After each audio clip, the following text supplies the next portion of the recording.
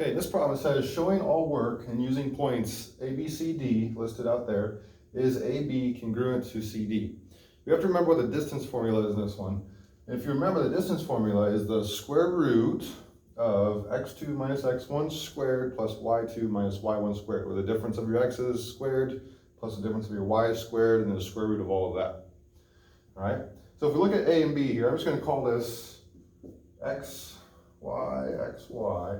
So this is my first point. I'm going to go x1, y1. And for B, second point, x2, y2. And let's put that in the square root.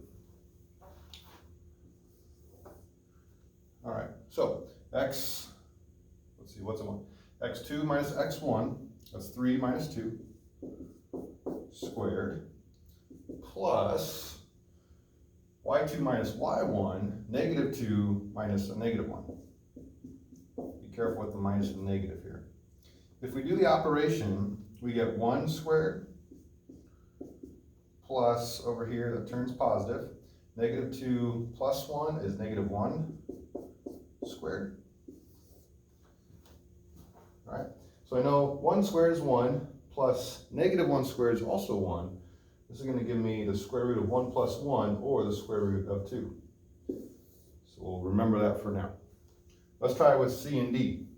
C and D, if I again call this x1, y1, x2, y2, and put it in the square roots. This one's a little bit easier since the c's are 0.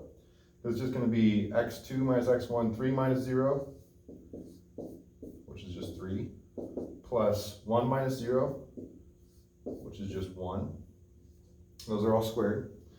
So let's see here. 3 squared plus 1 squared, square root of that.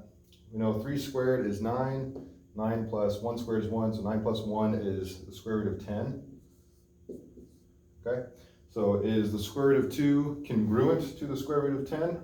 Is AB congruent to CD? No, they are not.